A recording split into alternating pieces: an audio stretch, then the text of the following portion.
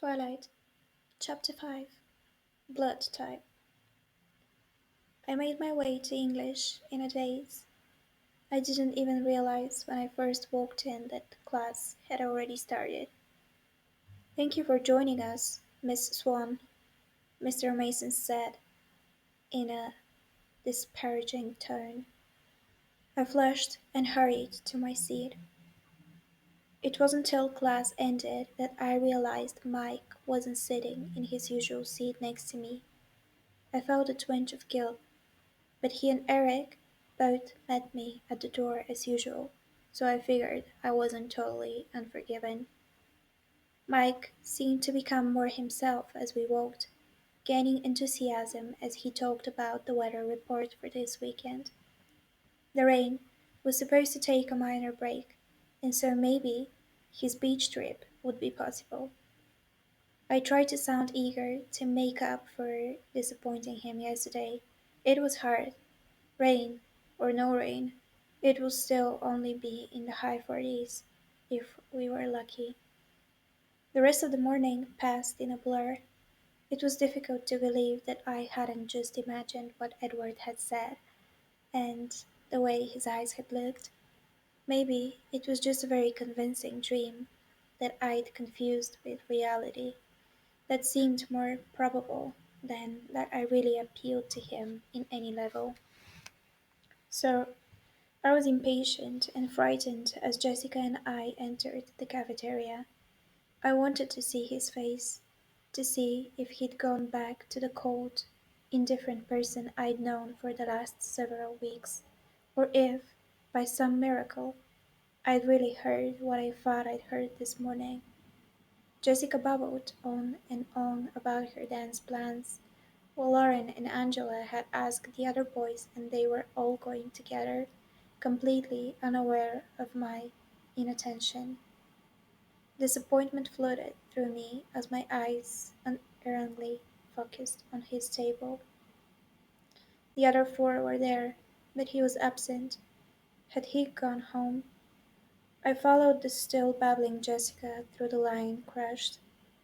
I'd lost my appetite. I bought nothing but a bottle of lemonade.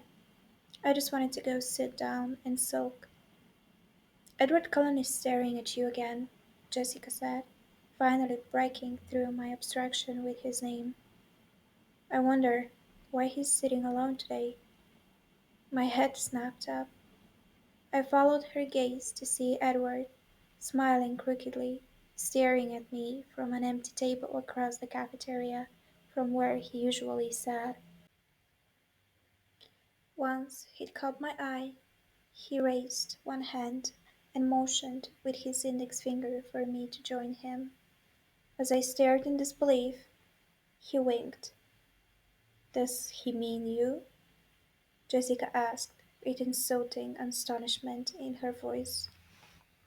"Maybe he needs help with his biology homework," I muttered for her benefit. Um, I'd better go see what he wants." I could feel her staring after me as I walked away. When I reached his table, I stood behind the chair across from him, unsure. "Why don't you sit with me today?" he asked, smiling. I sat down automatically, watching him with caution. He was still smiling. It was hard to believe that someone so beautiful could be real. I was afraid that he might disappear in a sudden puff of smoke, and I would wake up. He seemed to be waiting for me to say something. "This is different," I finally managed. "Well," he paused, and then the rest of the words followed in a rush. "I decided, as long as I was going to hell, I might as well do it thoroughly." I waited for him to say something that made sense. The seconds ticked by. I don't have any idea what you mean," I eventually pointed out. "I know," he smiled again, and then he changed the subject. "I think your friends are angry with me for stealing you. They'll survive." I could feel their stares boring into my back. "I may not give you back, though," he said, with a wicked glint in his eyes. I gulped. He laughed. You look worried. No, I said, but ridiculously my voice broke. Surprised, actually. What brought all this on? I told you. I got tired of trying to stay away from you, so I'm giving up. He was still smiling, but his ochre eyes were serious. Giving up, I repeated in confusion. Yes, giving up trying to be good. I'm just going to do what I want now, and let the chips fall where they may. His smile faded as he explained, and a hard edge crept into his voice. You lost me again. The breathtaking crooked smile reappeared. I always say too much when I'm talking to you. That's one of the problems. Don't worry, I don't understand any of it, I said, dryly. I'm counting on that. So, in plain English, are we friends now? Friends, he mused, dubious. We're not, I muttered. He grinned. Well, we can try, I suppose. But I'm warning you now that I'm not a good friend for you. Behind his smile, the warning was real. You say that a lot, I noted, trying to ignore the sudden trembling in my stomach and keep my voice even. Yes, because you're not listening to me. I'm still waiting for you to believe it. If you're smart, you'll avoid me. I think you've made your opinion on the subject of my intellect clear, too. My eyes narrowed. He smiled, apologetically. So, as long as I'm being not smart, we'll try to be friends. I struggled to sum up the confusing exchange. That sounds about right. I looked down at my hands wrapped around the lemonade bottle, not sure what to do now. What are you thinking? He asked curiously. I looked up into his deep gold eyes, became befuddled, and, as usual, blurted out the truth. I'm trying to figure out what you are. His jaw tightened, but he kept his smile in place with some effort. Are you having any luck with that? He asked, in an offhand tone. Not too much, I admitted. He chuckled. What are your theories? I blushed. I had been vacillating during the last month between Bruce Wayne and Peter Parker. There was no way I was going to own up to that. Won't you tell me? He asked, tilting his head to one side with a shockingly tempting smile. I shook my head. Too embarrassing. That's really frustrating, he complained. No, I disagreed quickly, my eyes narrowing. I can't imagine why that would be frustrating at all. Just because someone refuses to tell you what they're thinking, even if all the while they're making cryptic little remarks specifically designed to keep you up at night wondering what they could possibly mean. Now, why would that be frustrating? He grimaced. Or better, I continued, the pent up annoyance flowing freely now.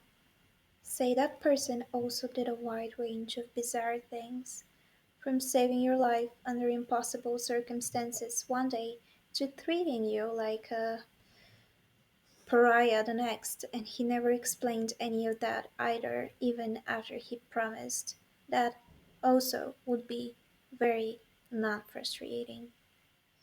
You've got a bit of a temper, don't you? I don't like double standards.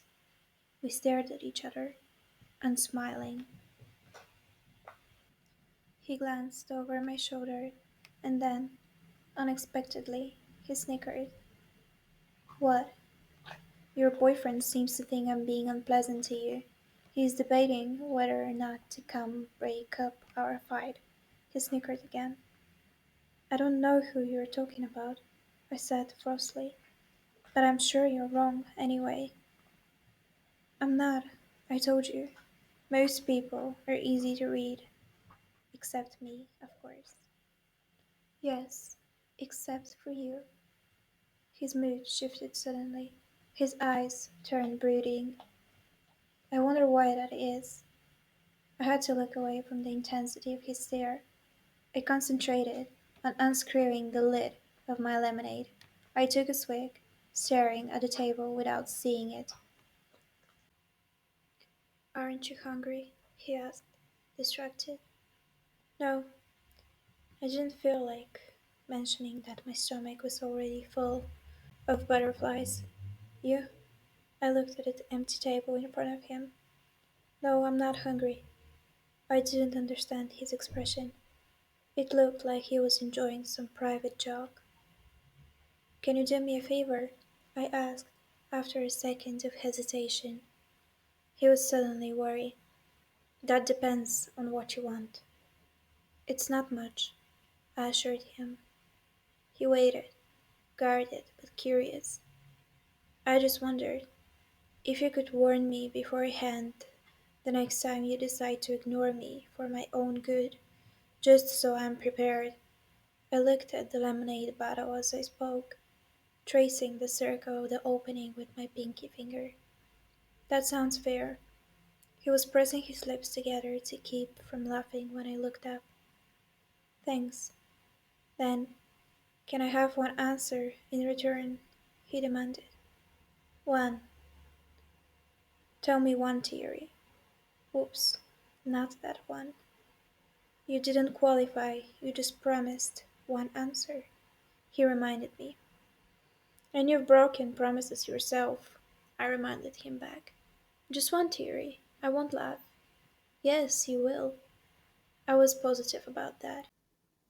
He looked down and then glanced up at me through his long black lashes, his ochre eyes scorching. Please, he breathed, leaning toward me. I blinked, my mind going blank. Holy crow, how did he do that? Uh, what? I asked, dazed. Please tell me just one little theory. His eyes still smoldered at me. Well, bitten by a radioactive spider. Was he a hypnotist too? Or was he just a hopeless pushover? That's not very creative. He scoffed. I'm sorry, that's all I've got, I said, miffed. You're not even close, he teased. No spiders? Nope. And no radioactivity? None. Dang, I sighed. Kryptonite doesn't bother me either, he chuckled. You're not supposed to laugh, remember? He struggled to compose his face. I'll figure it out eventually, I warned him. I wish you wouldn't try. He was serious again. Because what if I'm not a superhero? What if I'm the bad guy? He smiled playfully, but his eyes were impenetrable. Oh, I said, as several things he'd hinted fell suddenly into place. I see. Do you? His face was abruptly severe, as if he were afraid that he'd accidentally said too much. You are dangerous, I guessed, my pulse quickening as I intuitively realized the truth of my own words. He was dangerous. He'd been trying to tell me that all along. He just looked at me, eyes full of some emotion I couldn't comprehend. But not bad, I whispered, shaking my head. No, I don't believe that you're bad. You are wrong. His voice was almost inaudible. He looked down, stealing my bottle lid, and then spinning it on its side between his fingers. I stared at him, wondering why I didn't feel afraid.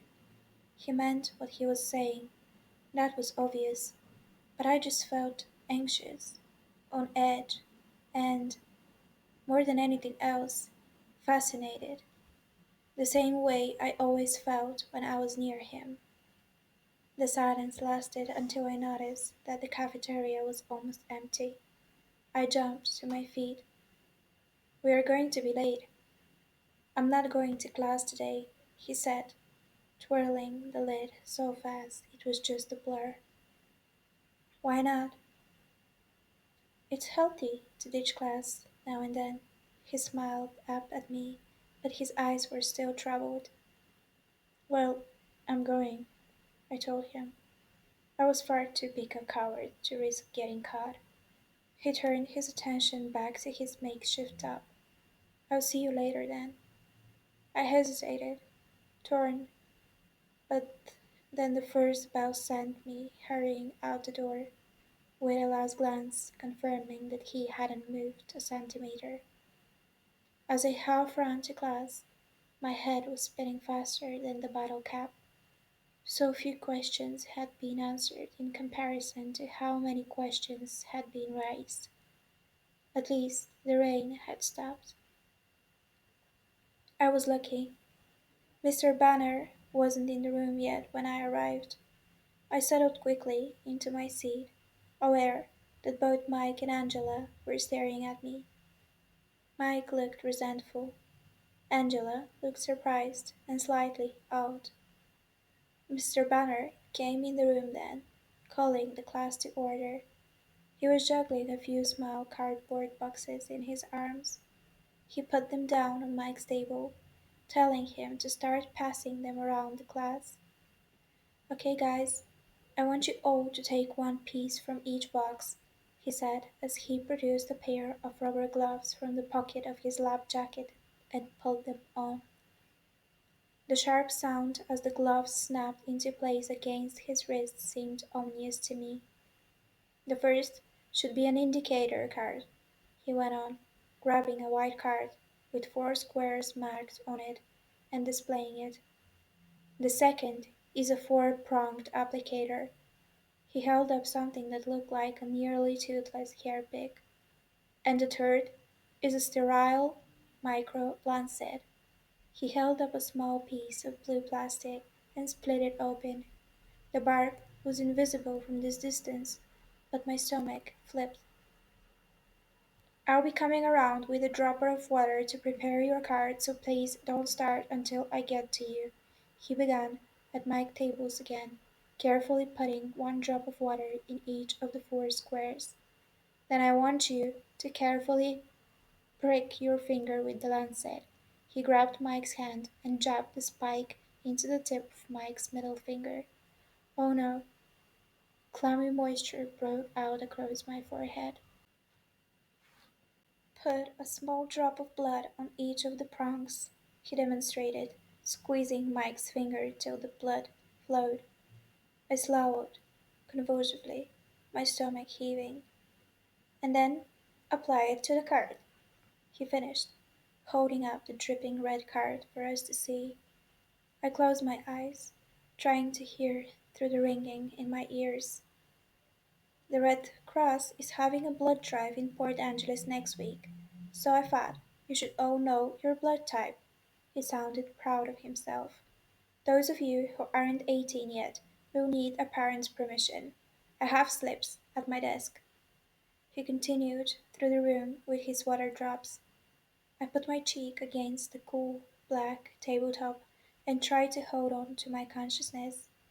All around me I could hear squeals, complaints, and giggles as my classmates skewered their fingers. I breathed slowly in and out through my mouth. "Bella, are you all right?" Mr. Banner asked. His voice was close to my head, and it sounded alarmed. "I already know my blood type, Mr. Banner," I said in a weak voice. I was afraid to raise my head. "Are you feeling faint?"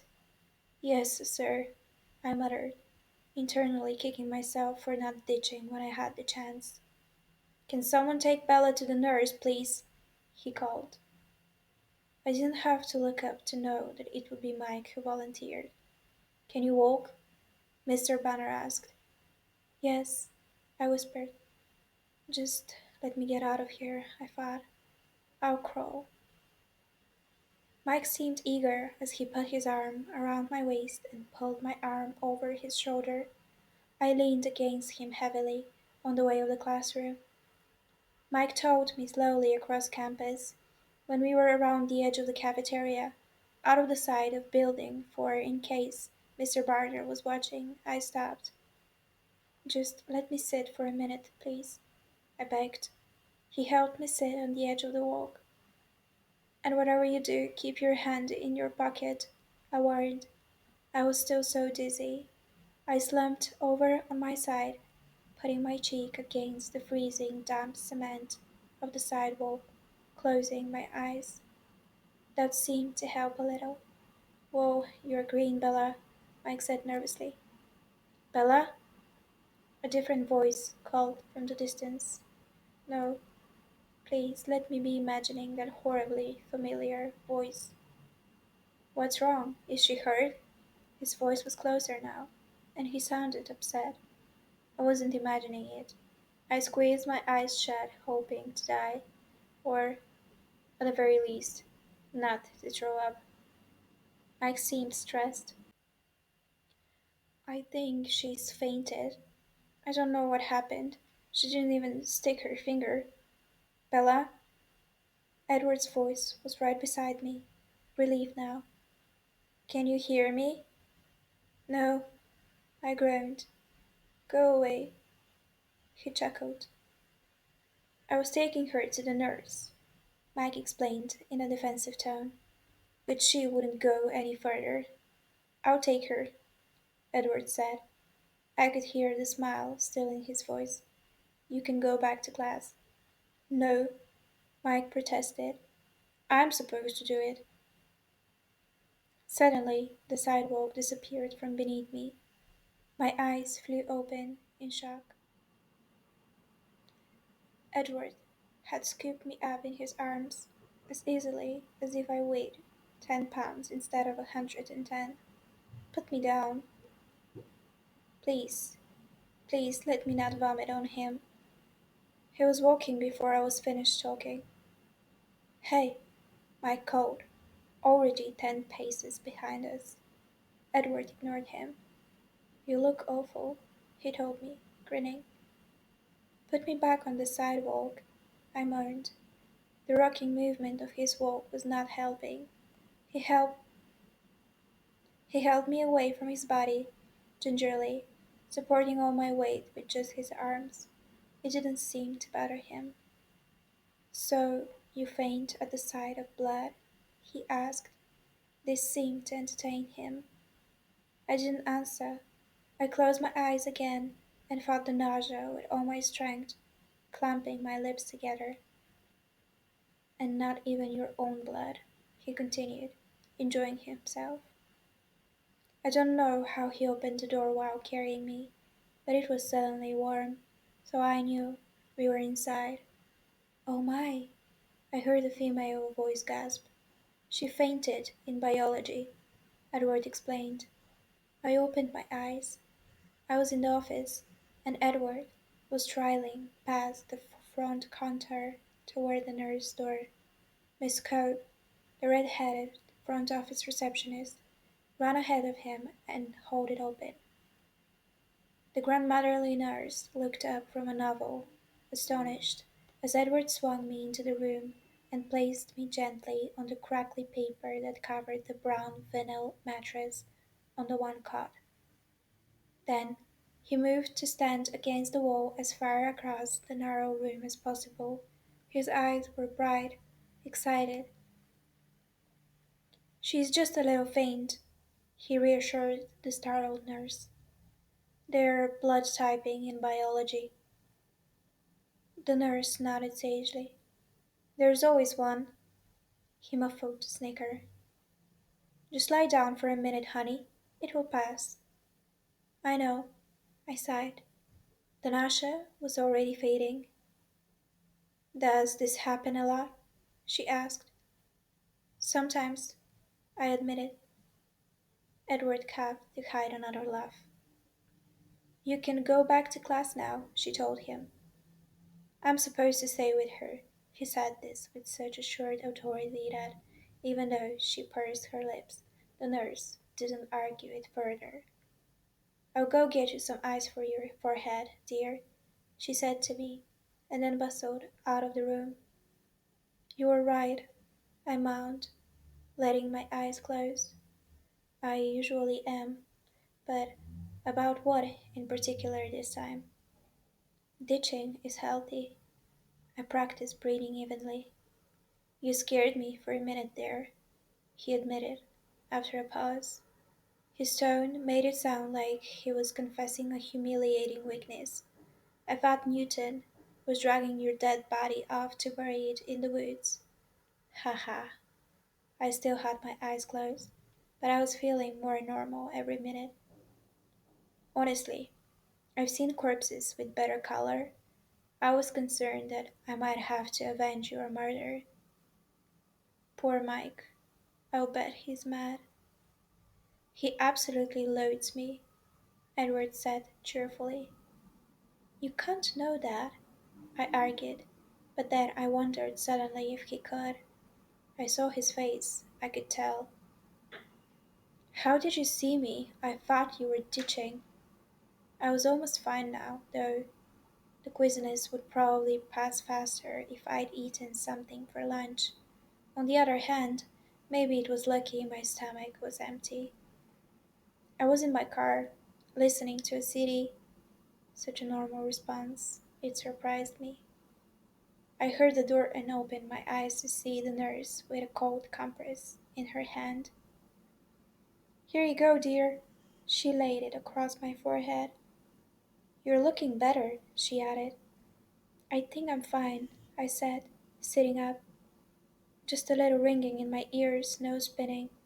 The mint green walls stayed where they should. I could see she was about to make me lie back down, but the door opened just then, and Miss Cope stuck her head in. We've got another one, she warned. I hoped down to free up the cot for the next invalid. I handed the compress back to the nurse. Here, I don't need this. And then Mike staggered through the door, now supporting a sallow looking Lee Stevens, another boy in our biology class. Edward and I drew back against the wall to give them room. Oh no, Edward muttered. Go out to the office, Bella. I looked up at him, bewildered. Trust me. Go. I spun and caught the door before it closed, darting out of the infirmary. I could feel Edward right behind me. You actually listened to me. He was stunned. I smelled the blood, I said, wrinkling my nose. Lee wasn't sick from watching other people like me. People can't smell blood, he contradicted. Well, I can. That's what makes me sick. It smells like rust and salt. He was staring at me with unfathomable expression. What? I asked. It's nothing. Mike came through the door then, glancing from me to Edward. The look he gave Edward confirmed what Edward had said about loading. He looked back at me, his eyes glum. You look better, he accused. Just keep your hand in your pocket, I warned him again. It's not bleeding anymore, he muttered. Are you going back to class? Are you kidding? I just have to turn around and come back. Yeah, I guess. So, are you going this weekend? To the beach? While he spoke, he flashed another glare toward Edward, who was standing against the cluttered counter, motionless as a sculpture, staring off into space. I tried to sound as friendly as possible. Sure, I said I was in. We are meeting at my dad's store at 10. His eyes flickered to Edward again, wondering if he was giving out too much information. His body language made it clear that it wasn't an open invitation. I'll be there, I promised. I'll see you in gym then, he said, moving uncertainly toward the door. See you, I replied. He looked at me once more. his round face loudly pouting. And then, as he walked slowly through the door, his shoulders slumped. A swell of sympathy washed over me. I pondered, seeing his disappointed face again. In Jim. Jim, I groaned. I can take care of that. I hadn't noticed Edward moving to my side, but he spoke now in my ear. Go sit down and look pale, he muttered. That wasn't a challenge. I was always pale, and my recent swoon had left a light sheen of sweat on my face. I sat in one of the creaky folding chairs and rested my head against the wall with my eyes closed. Fainting spells always exhausted me. I heard Edward speaking softly at the counter. Miss Cope. Yes? I hadn't heard her return to her desk. Bella has gym next hour, and I don't think she feels well enough.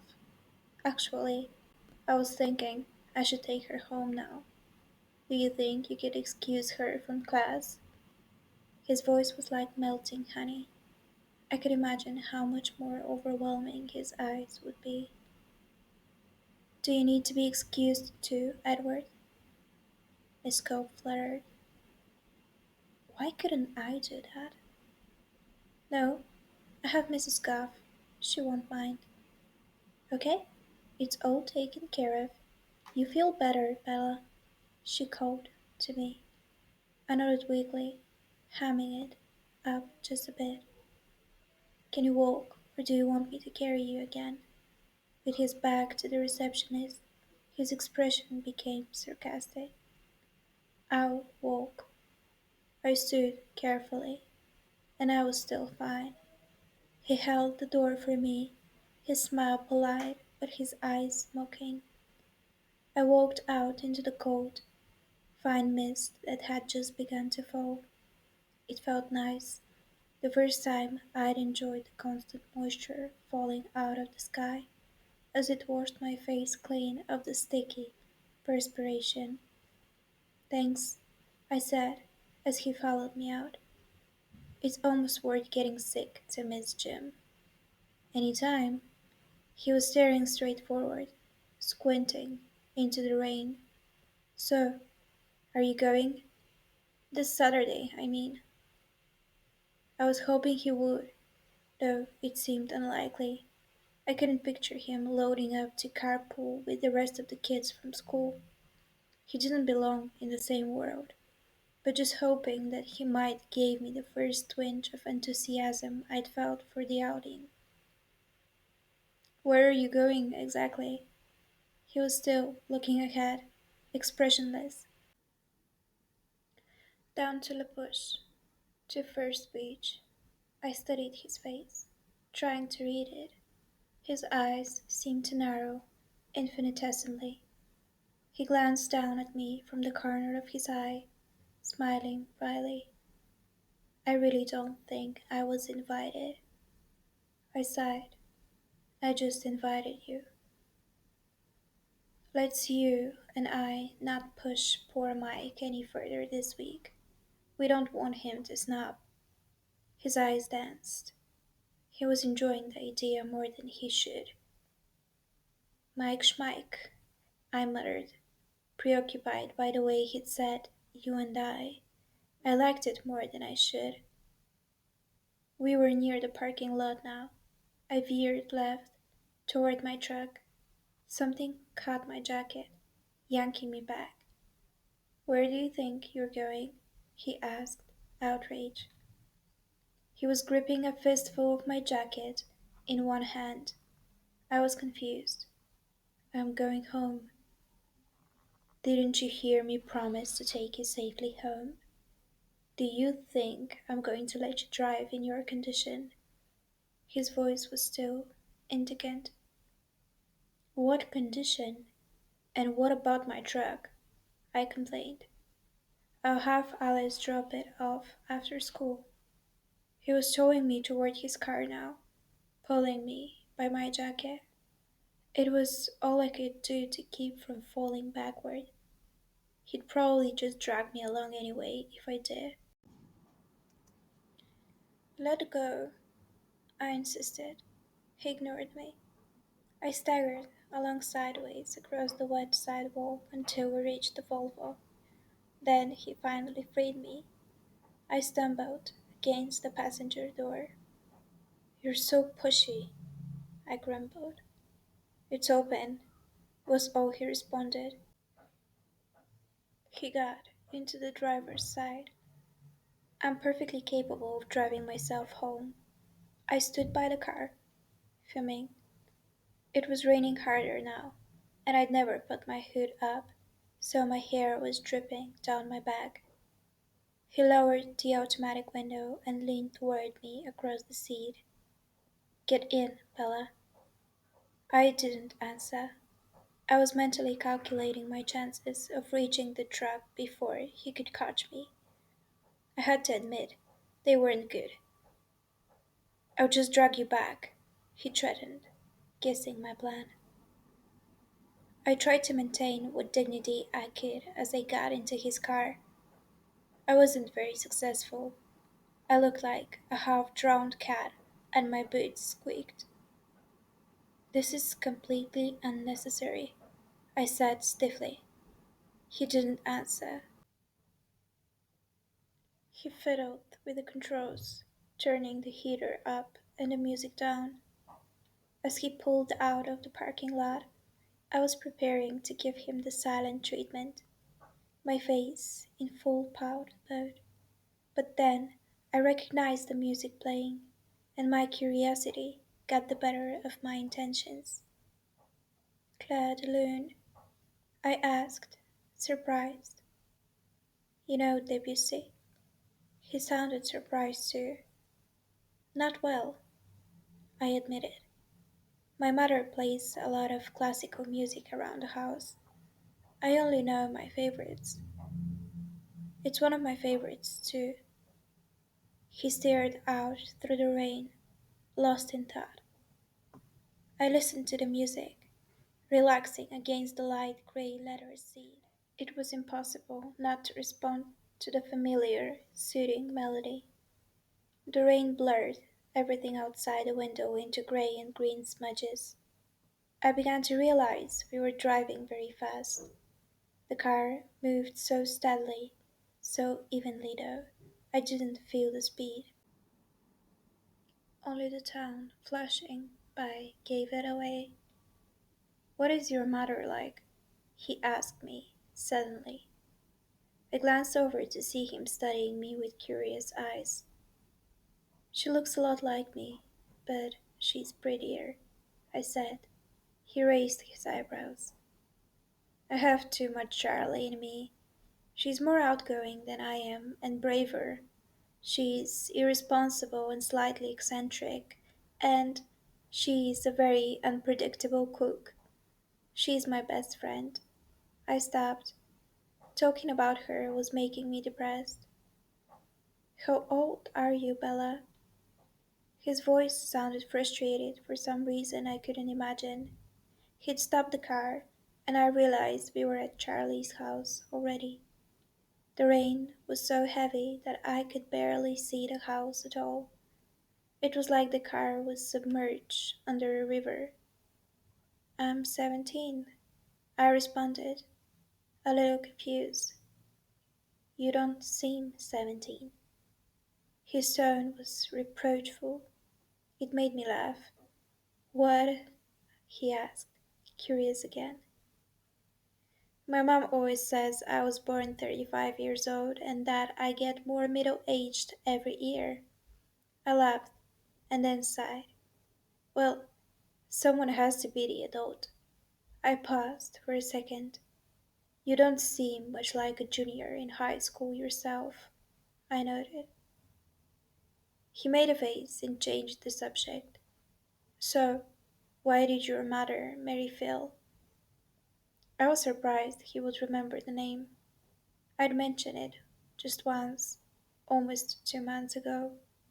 It took me a moment to answer. "My mother, she's very young for her age. I think Phil makes her feel even younger. At any rate, she's crazy about him. I shook my head. The attraction was a mystery to me. Do you approve? He asked. Does it matter? I countered. I want her to be happy, and he's who she wants. That's very generous. I wonder, he mused. What? Would she extend the same courtesy to you, do you think? No matter who your choice was. He was suddenly intent, his eyes searching mine. I I think so, I shuddered. But she's the parent after all. It's a little bit different. No one too scary then, he teased. I grinned in response. What do you mean by scary? Multiple facial piercings and extensive tattoos.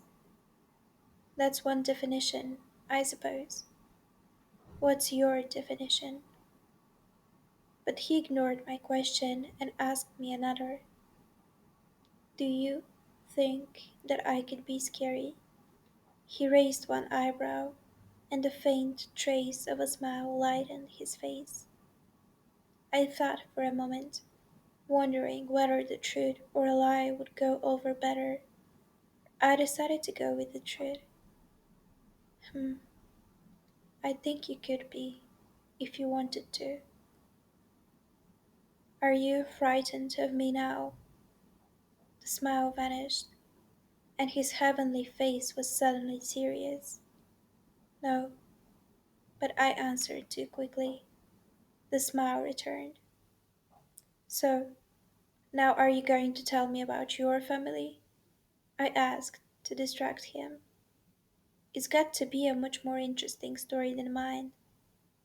He was instantly cautious. What do you want to know? The Cullens adopted you, I verified. Yes. I hesitated for a moment. What happened to your parents? They died many years ago. His tone was matter of fact. I'm sorry, I mumbled. I don't really remember them clearly. Carlisle and Esme have been my parents for a long time now. And you love them? It wasn't a question. It was obvious in the way he spoke of them. Yes, he smiled. I couldn't imagine two better people. You are very lucky. I know I am. And your brother and sister? He glanced at the clock on the dashboard. My brother and sister, and Jasper and Rosalie, for that matter, are going to be quite upset if they have to stand in the rain waiting for me. Oh, sorry. I guess you have to go.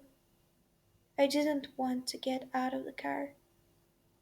And you probably want your truck back before Chief Swan gets home, so you don't have to tell him about the biology incident.